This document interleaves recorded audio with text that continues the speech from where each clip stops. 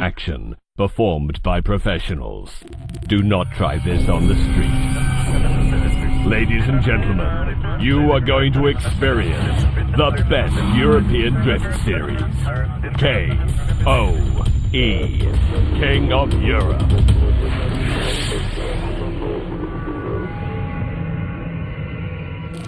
We bring you to hell.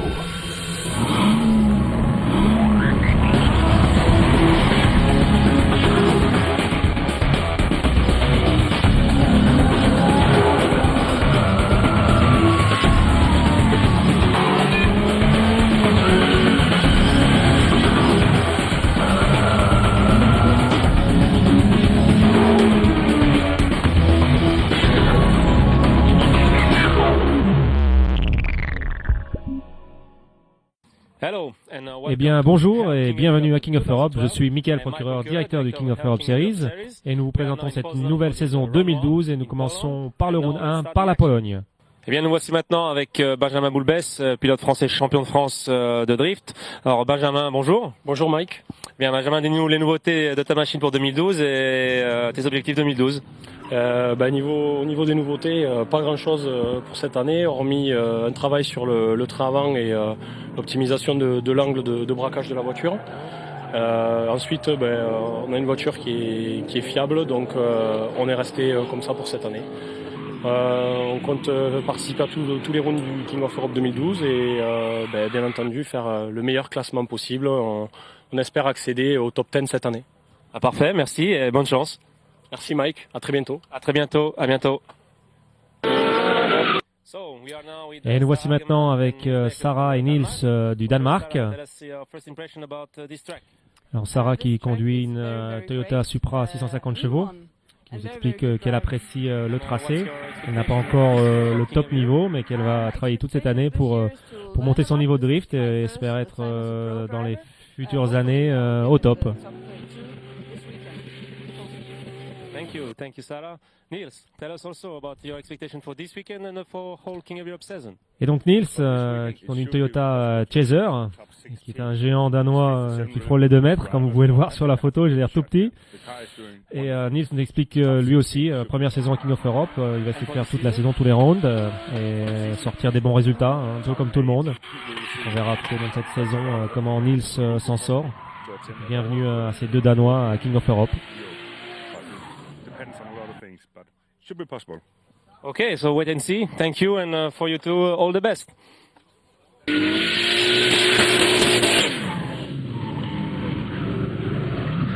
Now, the practice is over. This is start of the qualification. Et maintenant, commençons donc la session des qualifications. Nous allons revoir donc les meilleurs tours de qualification. Je vais tout d'abord vous expliquer un peu cette saison 2012.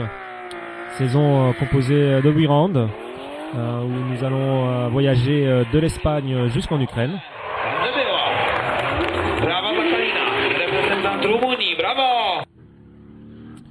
Et cette saison, on va l'appeler la route vers l'Argentine.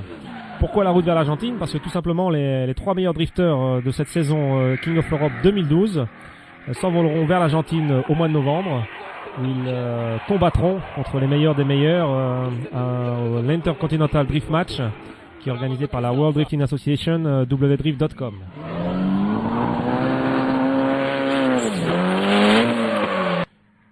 Et oui, le drift vient à un niveau mondial, hein. King of Europe pour l'Europe, XDC pour les États-Unis, SSK pour le Moyen-Orient, le Drift Sud-America pour l'Amérique du Sud. Ils travaillent tous ensemble pour un United World of Drifting. Et bon, revenons maintenant aux qualifications avec Roman Kolesar, le Slovaque, qui est sur la piste. Il y a quand même 3 compresseurs de 650 chevaux, un très bon pilote et pilote encore plus dangereux avec cette nouvelle configuration moteur.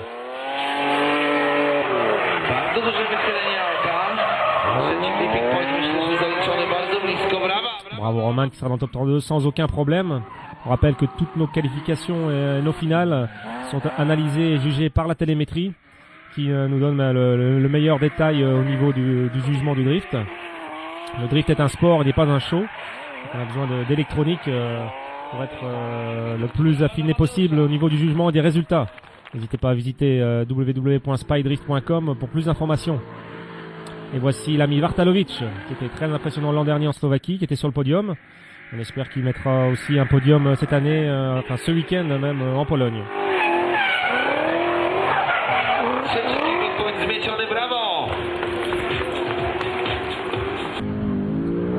N'oubliez pas non plus, pour toutes les informations sont disponibles sur notre site web www.kingofeurope.net ou sur notre page Facebook www.facebook.com/onlydrift.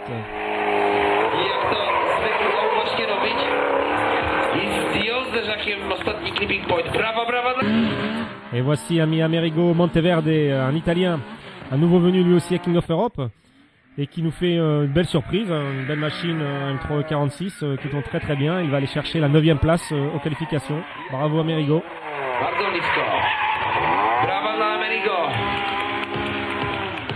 Amerigo qui sera aussi présent en Espagne pour notre round 2 le 9 et 10 juin, de même que 3 pilotes D1GP qui viendront tout spécialement du Japon en Europe, Daigo Saito, Katsuhiro Ueo et Mitsuru Haraguchi pour la première fois en Europe, donc ne les manquez pas, 9 et 10 juin.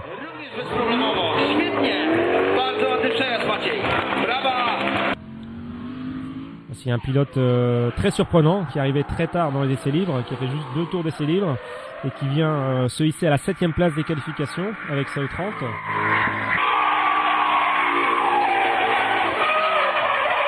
Très très beau tour de qualif, il vient lécher le 3e clip point et une 7e place en qualif. Si on attaque la 6e place avec Francesco Conti, superbe machine, le 92 M3, préparé pour le drift, un bruit impressionnant. Un très joli lap de l'ami Francesco.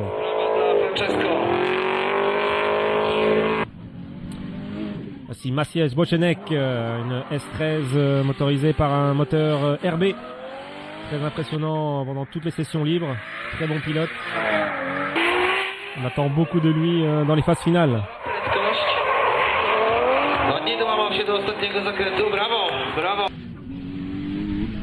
Voici Adrian Pelch, Skyline R33. Un pilote très très très jeune, à peine 18 ans je pense. Très agressif. 4e place en qualification. On verra si son manque d'expérience en battle sera favorable ou pas. Bravo Adrian. Voici Mospinek, Valvoline Drift Team. Très très très rapide en vitesse moyenne pendant les qualifications. Et une 3e place pour cette E30 V8 verte. Attention à lui en battles.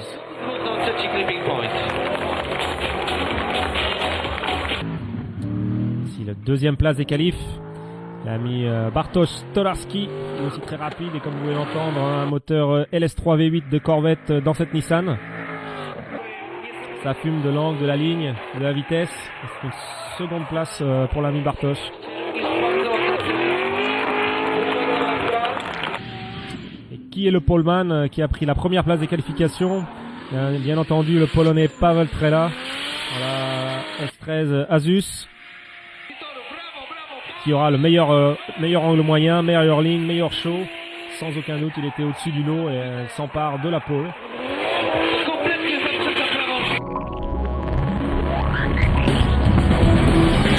Donc les résultats de ces qualifications. Et on va ensuite enchaîner vers le top 16.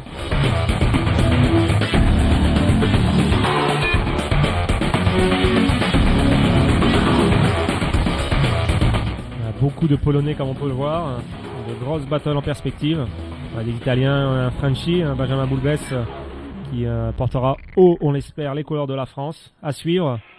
Et c'est donc parti pour les battles. Premier gros match, Trela contre Karzasti. Comme on le voit, très très mauvaise entrée de Karzasti qui est suiveur. Trela sera très très difficile à battre. Malheureusement pour Trela, dans la 2e battle, il va heurter un pneu et casser son radiateur d'huile, ce qui va le pousser à l'abandon. Une grosse surprise. Et c'est Karzasti donc qui l'emporte et qui passe au tour suivant. Et nous voici avec Jarkiewicz contre Monteverde. Il faudra 4 battles pour départager ces deux pilotes. Très très très proches. Ça va se jouer à un seul point. Et à ce jeu-là, malheureusement, l'ami Monteverde va rentrer chez lui en Italie. Et c'est le Polonais Jarkiewicz qui passe au tour suivant avec sa E46 grise.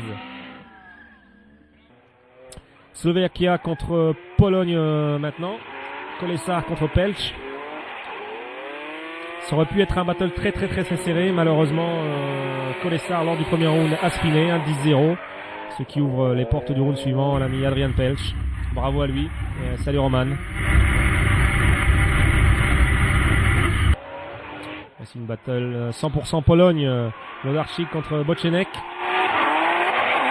Voici deux très bons pilotes. Battle très serré. Bochenek l'emportera d'un point sur l'ami Włodarczyk qui avait fait aussi un bon résultat l'an dernier en Slovaquie, on s'en souvient. Mais c'est Bochenek qui passe. Regardez maintenant l'attaque de Bulbi. Le Polonais Terej est à la traîne.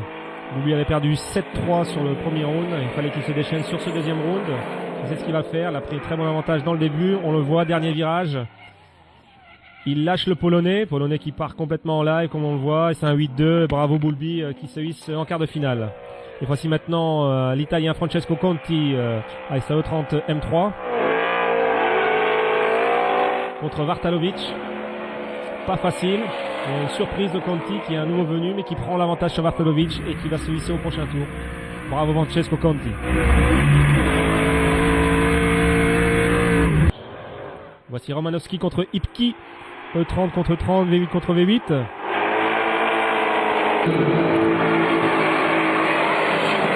Voici Ipki qui est très agressif, trop agressif, qui va venir toucher Romanowski.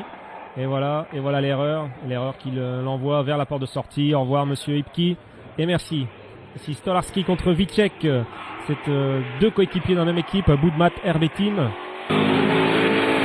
Vicek qui est suiveur dans la S13 RV jaune devant Stolarski qui l'emportera dans sa S13 mauve moteur LS3. C'est donc en quart de finale. Quart de finale Italie contre France. C'est pas au football mais ça pourrait être une belle affiche. C'est parti Jarkiewicz contre Karzasti. Karzasti qui a dû changer de voiture.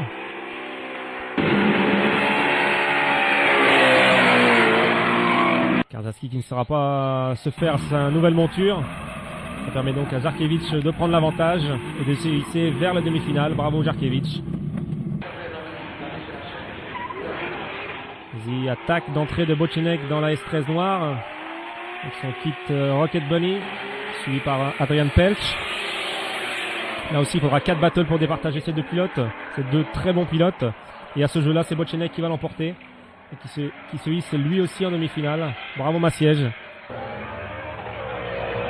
Les talons italiens Francesco Conti est de retour contre le français Boulbès. Quart de finale très attendu. M3 contre M3. V8 contre V8. Premier match équilibré, malheureusement le français Boulbès cassera son moteur juste après la ligne d'arrivée. Ce qui permettra à l'italien Conti de se hisser en demi-finale. Mais bravo quand même à l'ami Benjamin Boulbès. Et voici Stolarski, Romanowski dans le dernier quart de finale. Romanowski, suiveur très agressif, mais comme on va le voir, qui va faire une erreur. Erreur qui lui coûtera la victoire et qui ouvre les portes de demi-finale à Stolarski. Et voilà, grave erreur de Romanowski, bravo Bartosz.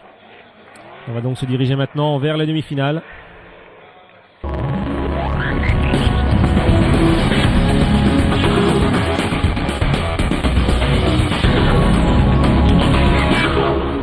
Première demi-finale, Jarkiewicz contre Bochenek. Le Black Rocket Bunny Bochenek est de retour. Vous allez voir, il va suivre tranquillement l'ami Jarkiewicz. Et sur le deuxième battle, il prendra l'avantage. Il va se hisser tranquillement vers la finale, un sans faute pour Bochenek. Jarkiewicz lui se contentera de la petite finale. Et voici maintenant Stolarski contre Conti. Alors sur ce coup-là, sur le premier round, comme vous pouvez le voir, Conti est nulle part. Un peu d'understeer, pas assez d'angle. Donc ça sera un 7-3 pour Stolarski. Malheureusement, Stolarski dans le deuxième battle qui va spinner et qui va offrir la finale à Conti. Stolarski se contentera de la petite finale qui démarre tout de suite d'ailleurs. Jarkiewicz contre Stolarski.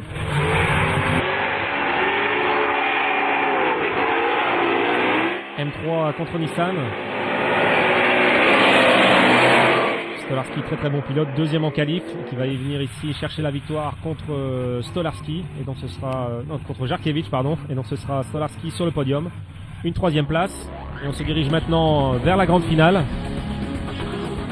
les deux meilleurs pilotes du week-end. Bochenek qui était 4e et Conti qui était 6e dans les qualifs. Et on démarre donc pour ce premier tour.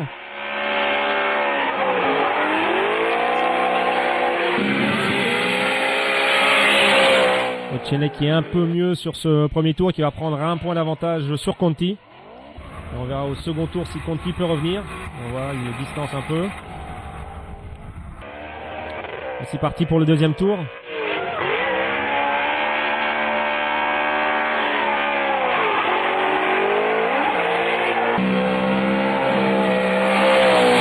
Petit understeer de Conti. Et ça va lui coûter un point. Bochenek qui revient. Qui revient. L'angle est meilleur. C'est un 5-5 pour Conti, c'est clair. C'est une victoire de Bochenek. Bravo l'ami Massiège. Et on va commencer tout d'abord par le meilleur team du week-end, le Bootmat Auto RB Team. La 3e place de Stolarski, la victoire de Bochenek. Et donc sur le podium comme on voit maintenant. 3e place Stolarski, 2e place Francesco Conti. Et le winner du week-end, le gagnant, c'est Massiège Bochenek. Bravo à lui. Donc voilà le premier week-end du King of Europe 2012 à Poznan qui se termine. On remercie nos sponsors qui nous supportent pour 2012. Energy Drink, Dot Tunings Wheels, Mishimoto, Motul, Suspension KW, Dixel Brake, Ultra Racing et Y-Square.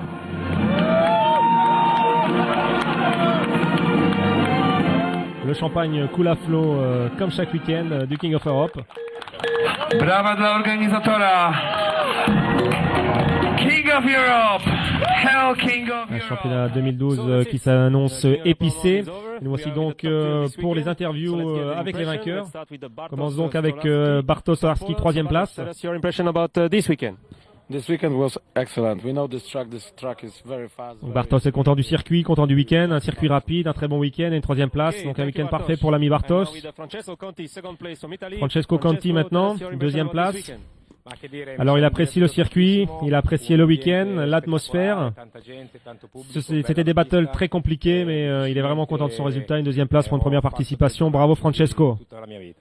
Grazie Francesco. And now we are with the winner, Maciej Bochenek. So Maciej, please tell us your impression about your win, about winning this one and be leader of the championship. Merci pour le winner Maciej Bochenek, qui l'ont laissé répondre en polonais. Bardzo fajne zawody, bardzo fajna organizacja. Co tutaj mogę więcej powiedzieć? Cały zwyciężyliśmy teamowo jako Budmat RB Team Auto. Mój kolega z teamu też był na 3. miejscu, ja wygrałem. Jesteśmy bardzo zadowoleni. Okay. Maciej said about this weekend, it was excellent. The team is great. The track is Donc Maciej est content de son week-end, bien évidemment, il est gagnant. Il remercie son team. because we made some really good progress. Et ils ont bien progressé, c'est la preuve en est, son premier 3e sur le podium. Bravo au Bootmat Auto RB Team. Thank you, Budmat team, and we see in Spain. Et rendez-vous dans 2 mois en Espagne, 9-10 juin, avec les Japonais. Merci, au revoir. Zapewne domyśliliście.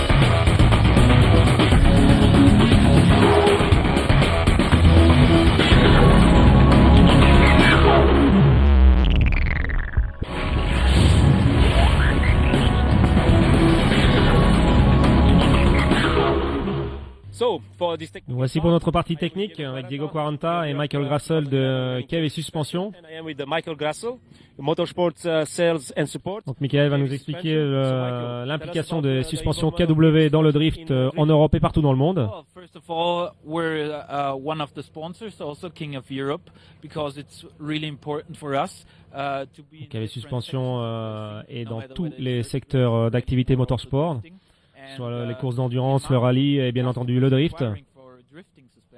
Michael Grassel était ce week-end d'ailleurs sur le King of Europe pour donner des conseils aux drifters sur les réglages suspension. Et KV Suspension fournit des suspensions à tous les types de pilotes, des pilotes amateurs ou des pilotes 100% pro.